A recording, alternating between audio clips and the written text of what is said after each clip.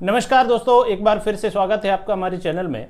और आज हम बात करेंगे एनजीओ संस्थाओं के प्रमोशन के लिए।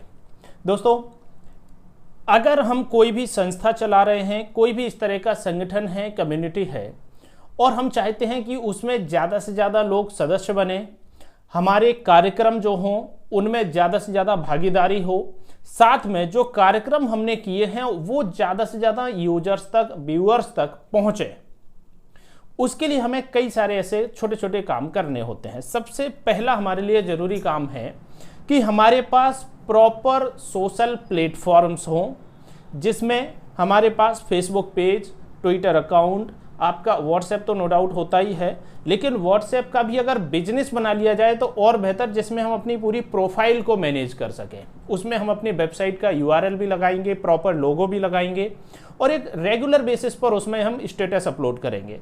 अब इंपॉर्टेंट पॉइंट आता है कि स्टेटस हमें लगाना है कार्यक्रम का, तो अब हम क्या करते हैं कि हमने एक छोटा सा इवेंट करना है, हमने उसका एक बैनर बनवाया और बैनर निकाला, साथ में कार्यक्रम अगर हो गया हमारा तो उसके हमने फोटो लगा दिए।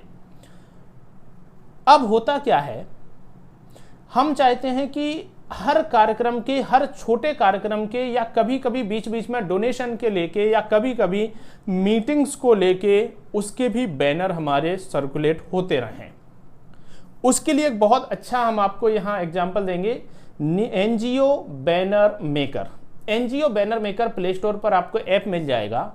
इसमें अलग अलग कैटेगरीज में, चाहे वो डोनेशन हो, चाहे वो इवेंट हो, कार्यक्रम कर रहे हैं, मीटिंग कर रहे हैं, आप कोई कार्यक्रम कर चुके हैं, उसमें कोई न्यूज की कटिंग बनानी है, इन सब के छोटे छोटे बैनर्स जो हम फेसबुक पर या व्हाट्सएप पर स्टेटस लगा सकें या फेसबुक पर शेयर कर सकें, वो सेकंड्स में बना लेंगे। और इसके लिए आपको कोई स्पेशल लैपटॉप की आवश्यकता नहीं है, किसी भी तरह के स्पेशल आपको सॉफ्टवेयर या एडिटिंग आने की जरूरत नहीं है। एनजीओ बैनर मेकर आप यूज कर सकते हैं। दूसरा, आपको ज्यादा से ज्यादा क्राउड फंडिंग वेबसाइट पर अपने आप को लिस्ट करना चाहिए।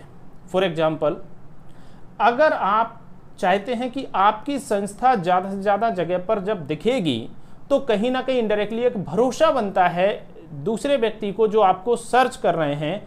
जैसे कि मान लीजिए हमारे पास एक अदर संस्थाएं हैं, उन्होंने कई ऐसी वेबसाइट आपको मिलेंगी गूगल पर जो क्लासिफाइड की तरह काम कर रही हैं, यानी कि हमारी संस्था है, हम अपनी संस्था को उस वेबसाइट पर लिस्ट कर दें, अपना लोगो, अपना नाम, अपना मैनेजमेंट टीम, हम आपको लिंक जो भी होंगी 2-3 वेबसाइट उनकी डिस्क्रिप्शन में भी दे देंगे, आप देखिएगा। वहां पर जाके आप अपनी कंपनी की, जो संस्था की प्रोफाइल तैयार करें। उससे क्या होगा, आपकी मेन वेबसाइट तो है ही, साथ में और भी लिंक्स होनी चाहिए ना आपके नाम से, तो आप जहां जहां संभव हो अपने संस्था की डिटेल को वहां अपडेट करिए। इसके अलावा आपको अपनी वेबसाइट बहुत ही इंटरेक्टिव और एक ऐसा रखना होगा जिसमें यूजर आके आपके अभी तक के पूरे काम को देख सके, चाहे वो आपके प्रोजेक्ट हो, चाहे वो आपके द्वारा किए गए कोई भी काम हो, संस्थाओं में प्रोग्राम हो। यानी कि उसके लिए जरूरत होगी आपको एक डायनेमिक वेबसाइट की। अब डायनेमिक वेबसाइट क्या होता है, उसका भी हम आपको एक वीडियो का डिस्क्रिप्शन में लिंक देंगे। उसमें आपको ये ऑप्शन मिलेगा कि आप एडमिन पैनल से हर एक प्रोग्राम का कोई यूट्यूब वीडियो हो, कोई उसका फोटो हो, कोई लिखा हुआ कंटेंट हो, उसको रेगुलर बेसिस पर आप वेबसाइट पर अपडेट करेंगे। देखिए, आपके पास जब डेट वाइज बहुत सारा डेटा होता है ना, तो आपको भी कॉन्फिडेंस एक रहता है कि कोई व्यक्ति अगर कल के दिन पूछेंगे कि आपने क्या किया है, तो सर हमारी ये वेबसाइट खोलिए, उस पर आपको पिछले 3 साल का रिकॉर्ड दिख जाएगा। तो कहने में भी कॉन्फिडेंस आया और देखने वाले को भी भरोसा बना कि वाकई में इन्हें किया है, एक प्रॉपर सिस्टमेटिक तरीके से वेबसाइट पर डेटा डाला हुआ है। अब क्या होता है, जब हम एक नॉर्मल वेबसाइट बना लेते हैं ना, तो उसमें हमारी जो 15 पिक्चर्स हैं बस वही शो हो रही हैं, वो कभी भी 16 नहीं हो पा रही हैं। तो उस कंडीशन में कहीं ना कहीं एक लिमिटेशन हमें खुद समझ आने लगती है कि हमने जो दिखाना चाहिए था वो हम इस पर नहीं दिखा पाए।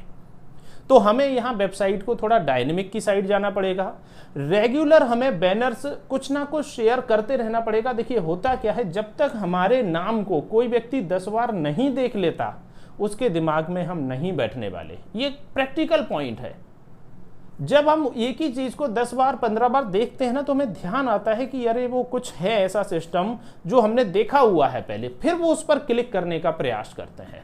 तो दोस्तों यह हमारा कहने का सीधा सा सिद्धांत ये था कि कोई भी कम्युनिटी है, कोई सोसाइटी है, एनजीओ है, संस्था है, उससे रिलेटेड जो कार्यक्रम है उसके रेगुलर बैनर्स बनाए जाएं सोशल मीडिया पर। उसके रिलेटेड एक डायनेमिक आपकी वेबसाइट होनी चाहिए जिसमें इवेंट्स को भी रेगुलर शेयर कर सकें।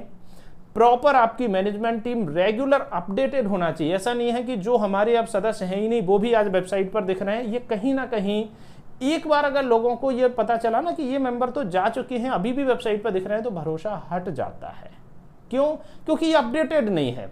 आजकल हम इतने छोटा सा हमारा एक समझने का पॉइंट हो चुका है कि अगर कोई वेबसाइट हमें एक खबर दिखा रही है और किसी ने अगर 10 मिनट भी लेट दिखाई ना तो हम उस पर भरोसा नहीं करते। इलेक्शन वाले दिन हम उसी वेबसाइट पर जाना पसंद करते हैं जो सेकंड टू सेकंड हमें रिप्लाई वहां पर हमें सीन देखने को मिल जाए। जो हो रहा है वो हमें सेकंड्स में अगर मिले हम उसी पर भरोसा करेंगे।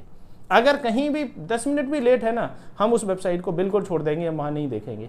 जब हम इतना नहीं सहन कर सकते 10 मिनट का, तो हम ये कैसे देख सकते हैं कि उस वेबसाइट पर आज वेबसाइट डेटा हमारा अपडेट ही नहीं हुआ? तो उसको अपने हाथ में रखिए। इसीलिए डायनेमिक वेबसाइट को बनाना जरूरी है। डायनेमिक में आपको एक आईडी पासवर्ड मिलता है। रेगुलर आप अपना डेटा वहां अपडेट करिए, डेली बेसिस पर अपडेट करिए। अगर आपको सच में रेस्पॉन्स चाहिए है तो आपको डेली बेसिस पर या वीकली बेसिस पर अपडेट करना ही पड़ेगा। ये कॉमन माइंडसेट है। सेकंड एक पॉइंट और जो इसमें इंपॉर्टेंट आता है एनजीओ संस्था में कि हमारे जितने भी रजिस्ट्रेशन है हमें बेझिझक, जब चूंकि हमारे रजिस्ट्रेशन है तो हमें पब्लिकली दिखाने में कोई बुराई नहीं है, तो हम बिल्कुल क्लियरली उनको वेबसाइट पर दिखाएं।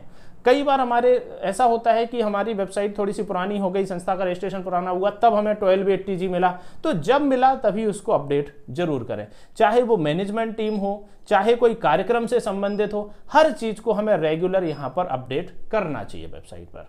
तो फिलहाल इस वीडियो में हमने जो आपको समझाया, उम्मीद है आपको कई सारे पॉइंट अच्छे लगे होंगे।